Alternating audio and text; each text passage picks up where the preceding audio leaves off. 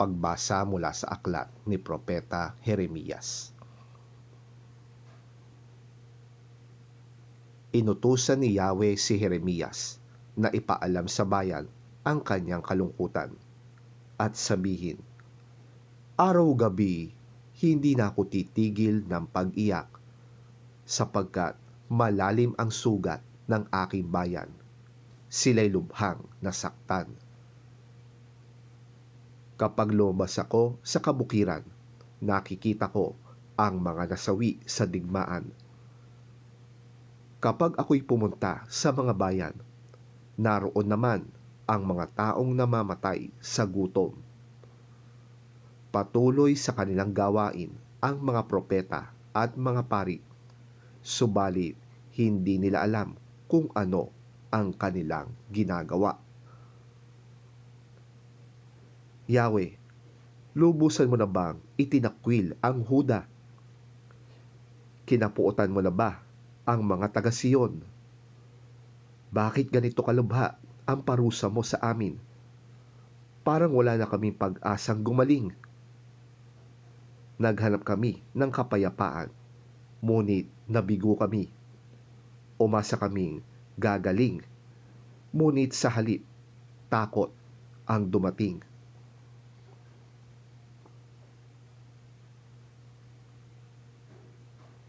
Yahweh, kinikilala namin ang aming kasamaan at ang pagtataksil ng aming mga magulang. Kaming lahat ay nagkasala sa iyo. Huwag mo kaming itakwil alang-alang sa iyong pangalan. Huwag mong itulot na mapahiya ang Jerusalem, ang kinalalagyan ng marangal mong trono. Alalahanin mo ang ating kasunduan. Huwag mo sana itong sirain. Hindi makakagawa ng ulan ang mga Diyos-Diyosan ng alinmang bansa. Hindi makakapagpaambon man lamang ang mga langit. Nasa iyo, O Yahweh, ang aming pag-asa, sapagkat ikaw lamang ang makakagawa ng mga bagay na ito.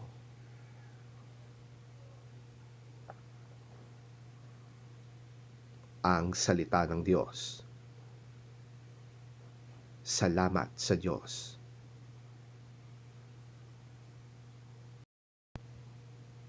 Ang mabuting balita ng Panginoon ayon kay San Mateo. Papuri sa iyo, Panginoon. Pagkatapos, iniwan ni Jesus ang mga tao at pumasok siya sa bahay. Lumapit ang kanyang mga alagad at sinabi sa kanya, "Ipaliwanag nga po ninyo sa amin ang talinhaga tungkol sa mapanirang damong tumubo sa bukid." Sumagot si Jesus, "Ang naghahasik ng mabubuting binhi ay ang anak ng tao. Ang bukid ay ang daigdig.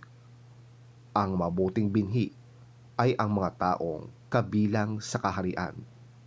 At ang mapanirang damo naman ay ang mga kabilang sa masama.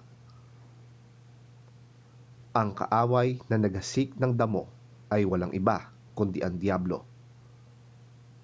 Ang panahon ng pag-aani ay ang katapusan ng daigdig, at ang mga tagapag-ani naman ay ang mga anghel.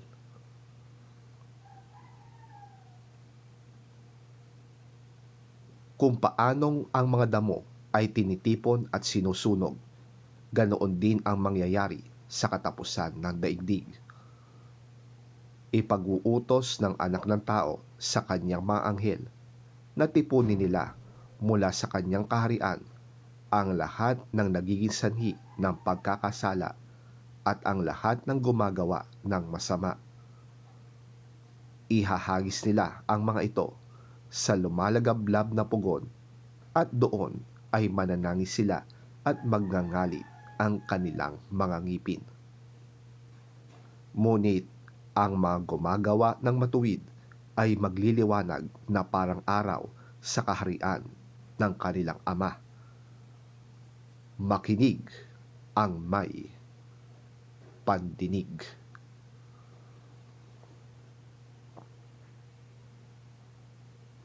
ang mabuting balita ng ating Panginoon.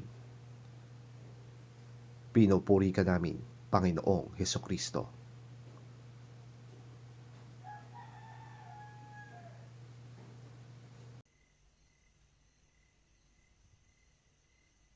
Then he left the crowd and went into the house. His disciples came to him and said, Explain to us the parable of the weeds in the field. He answered, The one who sowed the good seed is the Son of Man. The field is the world, and the good seed stands for the sons of the kingdom. The weeds are the sons of the evil one, and the enemy who sows them is the devil. The harvest is the end of the age, and the harvesters are angels. As the weeds are pulled up and burned in the fire, so it will be at the end of the age. The Son of Man will send out his angels, and they will weed out of his kingdom everything that causes sin and all who do evil. And they will throw them into the fiery furnace where there will be weeping and gnashing of teeth. Then the righteous will shine like the sun in the kingdom of their Father. He who has ears, let him hear.